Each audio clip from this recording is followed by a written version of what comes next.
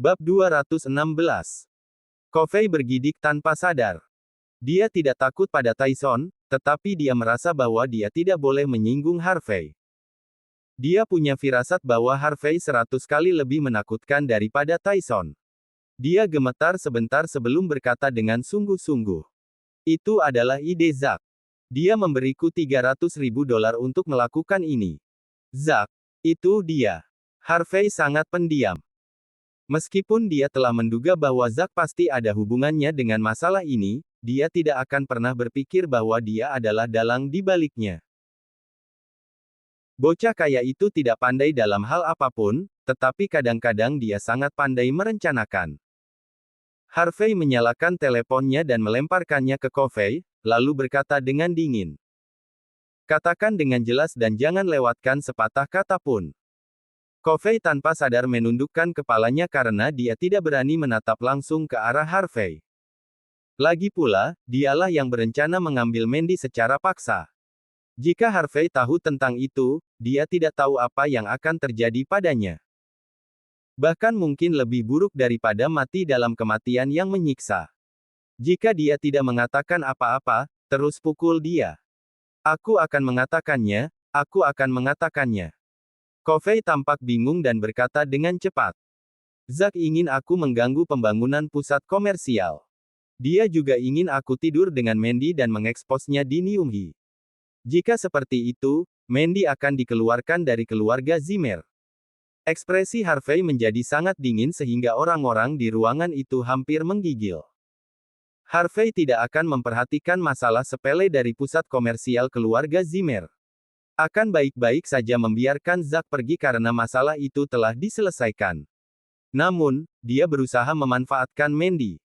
Itu adalah hukuman mati mutlak. Harvey tidak akan pernah membiarkan siapapun menyakiti Mandy. Kunci dia. Mulai hari ini, tidak akan ada Covey Chat di Nyunghi. Kata Harvey acuh tak acuh dan berjalan keluar dari restoran. Tuan, aku telah melakukan semua yang kau katakan. Tolong biarkan aku pergi, tolong. Covey berteriak minta ampun. Dia hampir berlutut di tanah. Harvey tidak menoleh. Hatinya penuh dengan niat membunuh saat itu. Tuan, Tuan. Covey sangat ketakutan, dan terus berlutut. Sekarang dia sepenuhnya percaya bahwa Liam dibunuh oleh menantu yang menumpang di depannya ini. Tyson mengabaikannya begitu saja.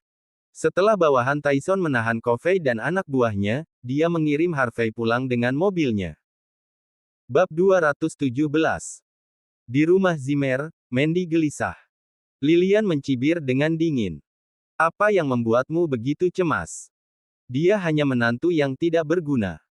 Bahkan jika dia sudah mati sekarang, tidak apa-apa selama dia memastikan keselamatanmu.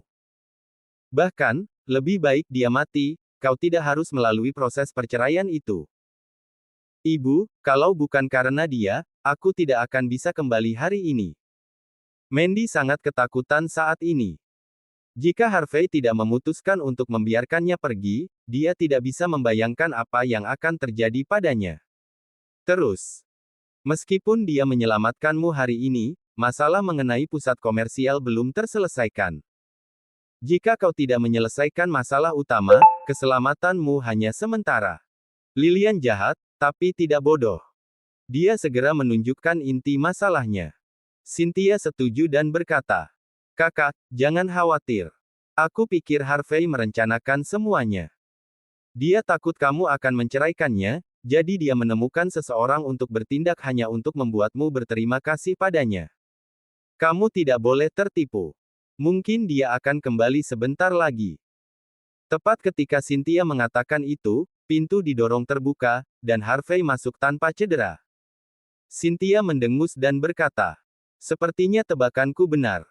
Lilian juga membenci Harvey, dan sedikit mempercayai apa yang dikatakan Cynthia. Mungkin tidak ada Covey Chat sama sekali, semua itu bisa saja dibuat oleh Harvey. Menantu Yan ini benar-benar menjijikkan. Mandy memelototi ibu dan adiknya. Kedua orang ini belum pernah mengalami apa yang terjadi pada Harvey dan dia sebelumnya, jadi mereka hanya menebak-nebak. Namun, dia secara pribadi mengalaminya dan mengerti bahwa Harvey telah membayar harga yang mahal untuknya. Melihat Harvey berjalan ke ruang tamu, dia bergegas ke arahnya dan menatapnya dari atas ke bawah beberapa kali. Setelah memastikan bahwa dia tidak terluka, dia berbisik.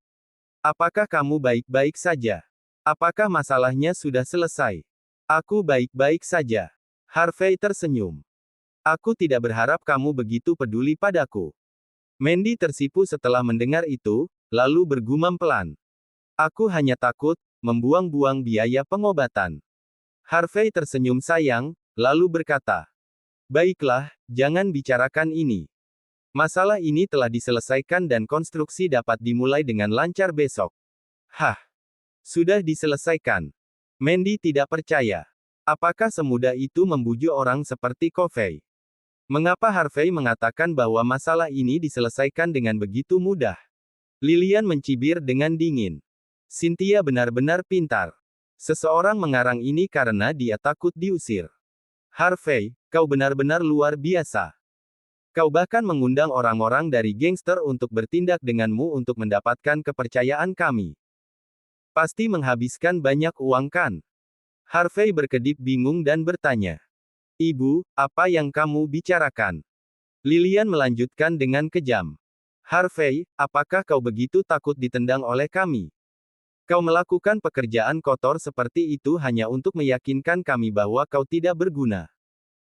Kau bahkan membiarkan orang mengganggu proyek istrimu dan memanfaatkannya untuk naik. Kau sangat tidak tahu malu. Harvey mengerutkan kening setelah mendengar ini. Bu, kalau tidak punya bukti, jangan berasumsi liar. Orang luar akan berpikir bahwa aku benar-benar melakukan hal ini jika mereka mendengarnya. Cynthia berkata dengan acuh tak acuh. Jika kau tidak mengada-ada, maka kau harus menjelaskannya. Bagaimana kau kembali hidup setelah bertemu dengan Covey? Kau bahkan menyelesaikan masalah. Apakah kau pikir kita tidak tahu siapa Covey Chad? Bahkan di sekolah kami, banyak orang tahu tentang dia. Dia adalah seorang ahli dalam gangster. Kau, brengsek yang tidak berguna, tidak bisa memprovokasi karakter seperti dia. Ekspresi Harvey berubah. Dia tidak tahu bagaimana menjelaskan masalah ini. Dia tidak bisa mengatakan bahwa dia telah menyingkirkan Covey. Bahkan jika dia mengatakannya, ibu mertuanya tidak akan mempercayainya. Mandy awalnya sangat mempercayai Harvey, tapi dia kaget saat melihat ekspresi Harvey. Dia kemudian berbisik. Harvey, katakan padaku, apakah kamu yang berada di balik semua ini? Kata-kata yang diucapkan kepadaku, apakah kau memberi tahu Covey apa yang harus dikatakan? Mandy bergidik ketika memikirkannya. Jika Harvey adalah dalang di balik insiden ini, itu akan terlalu menakutkan. Harvey tampak tak berdaya dan berkata, sayang, kamu baru saja berada di sana, bukankah kamu tahu? Covey hampir memerintahkan seseorang untuk memukuliku sampai mati. Bagaimana aku bisa menjadi dalang di balik semua ini? Itu orang lain. Siapa? Katakan siapa itu. Mandy menuntut, gemetar. Harvey berkata dengan sungguh-sungguh. Zack. Bab 218. Sebelum Mandy Zimmer bisa mengatakan apa-apa, Lilian Yates menyela. Harvey York, bisakah kau setidaknya masuk akal ketika kau menyalahkan orang lain?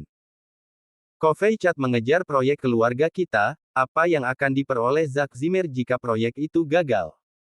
Lilian mengejek Harvey. Tujuannya adalah untuk menendang Mandy keluar dari Zimmers. Harvey menjawab dengan cemberut. Lelucon macam apa? Jika dia menyingkirkan Mandy, siapa yang akan menangani proyek itu? Zack tidak sebodoh itu, mengapa dia melakukan itu pada sepupunya? Berhentilah menghasut, kau mungkin mengatur ini untuk menghindari perceraian, kau tercela. Aku bosan dengan omong kosongmu, tersesat. Lilian menolak untuk mempercayai apapun yang dikatakan Harvey dan bahkan mencoba menyalahkan Harvey atas apa yang terjadi. Zimmer tidak akan mentolerir seseorang dengan pikiran tercela seperti itu, jadi pergilah. Aku masih bertanya-tanya mengapa nenek Zimmer membawamu masuk. Cynthia Zimmer bergabung untuk mempermalukan Harvey. Pergilah, Harvey. Mandy berkata dengan tatapan kecewa karena dia juga mulai percaya bahwa Harvey memiliki sesuatu untuk dilakukan. Harvey melihat lebih dalam pada Mandy dan menghela nafas saat dia tahu bahwa menjelaskan tidak akan ada gunanya pada saat itu. Sepertinya dia akan menabrak tempat Yvonne Xavier lagi. Dia kemudian pergi dengan perasaan kecewa. Malamnya, Zack mondar-mandir, memegang ponselnya. Dia bersemangat. Layarnya menunjukkan kontak chat, dia akan punya setiap informasi dengan satu panggilan, tapi dia ragu-ragu. Bagaimana jika ada yang salah? Bagaimana jika chat mendapat masalah? Zack khawatir. Setelah ragu-ragu selama sekitar 1 jam, dia akhirnya tidak bisa menahan godaan dan menelepon chat. Beberapa saat kemudian, panggilan itu tidak dijawab. Zack tertegun untuk sementara, sebelum ia mengeluarkan tatapan licik saat dia kemudian berpikir bahwa orang seperti Chad tidak akan tidur yang awal, dia berasumsi bahwa Chad kemungkinan besar melakukan bisnisnya pada saat itu. Setelah memikirkan hal itu, Zack menghela nafas lega. Zack, bagaimana situasinya? Sean Zimmer bertanya saat dia berjalan mendekati Zack dengan piyamanya. Dia juga khawatir meskipun rencana Zack hampir sempurna, mereka akan mendapat masalah jika itu terungkap. Ayah, aku sudah menelepon Chad tapi tidak ada yang menjawab, dia kemungkinan besar melakukan sesuatu itu. Zack menjawab dengan seringai. Sean menyeringai yang berarti setelah dia mendapatkan apa yang dimaksud Zack.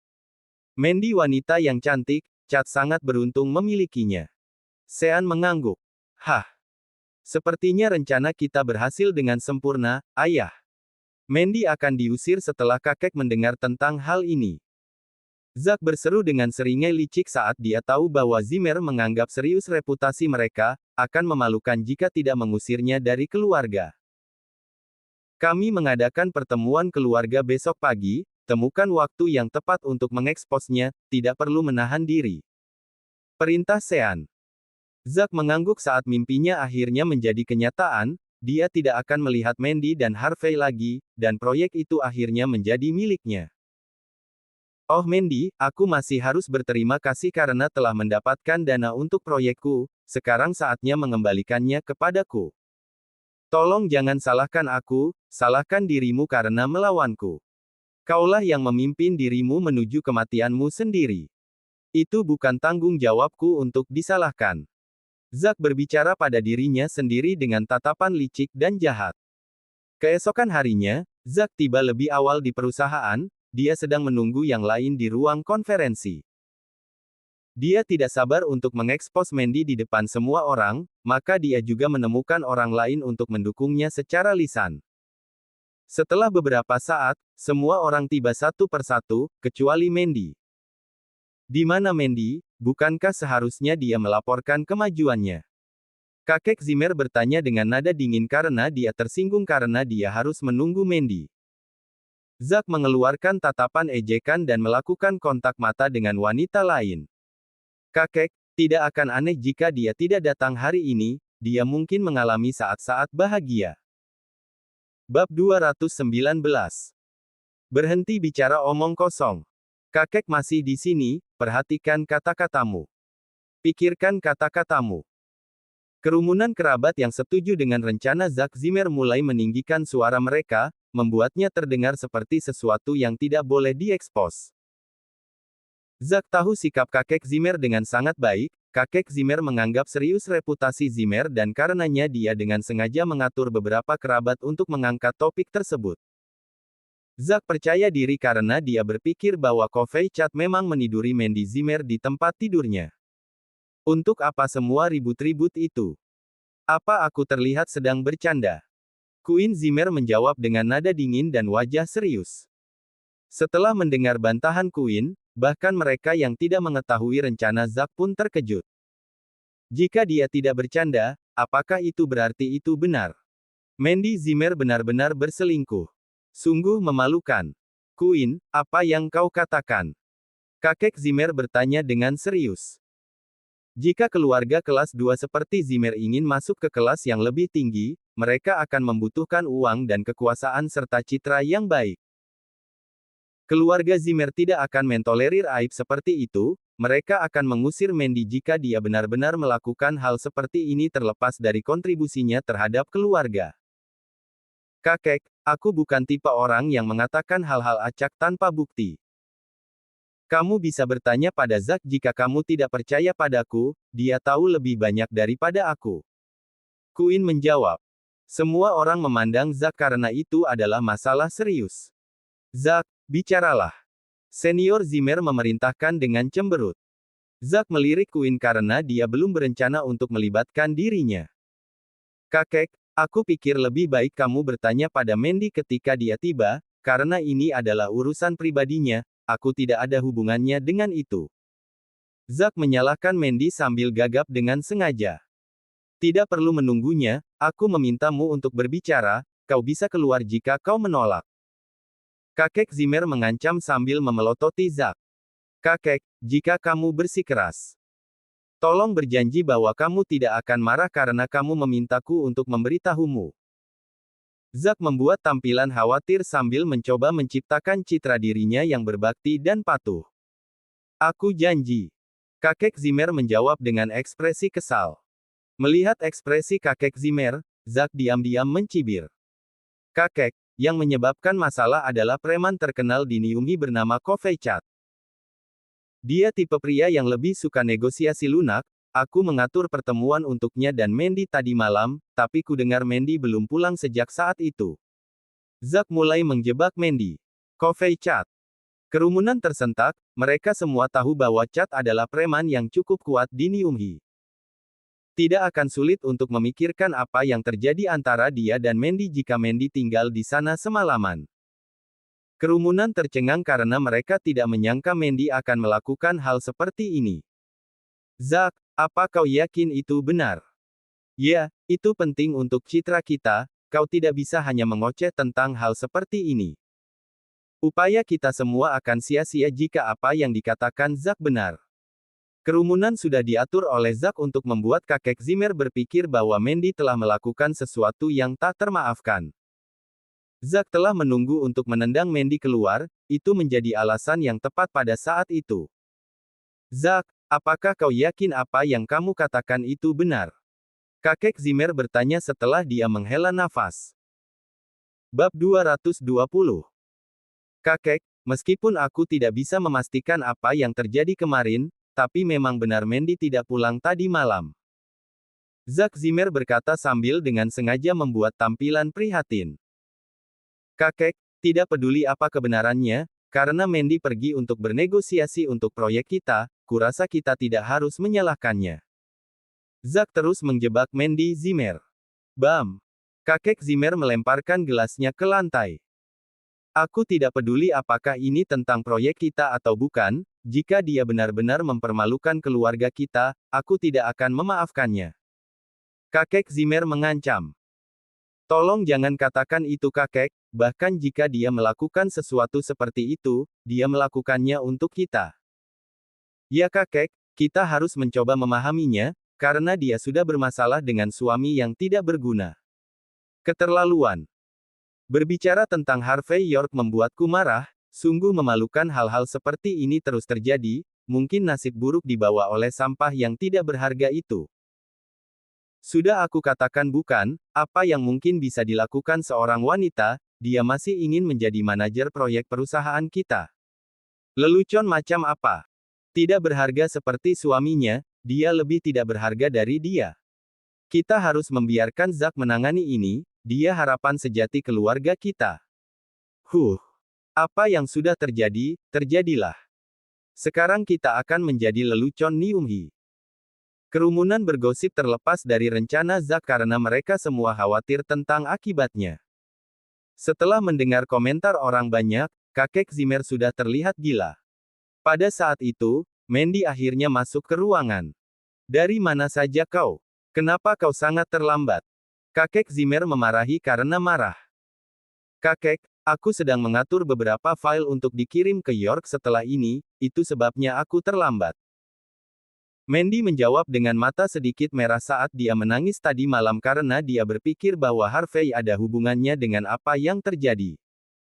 Mengatur file, atau mengatur pakaianmu. Kulihat matamu masih merah, Apakah malam kemarin bahagia? Apakah kau mandi? Mengapa kau bau sekali?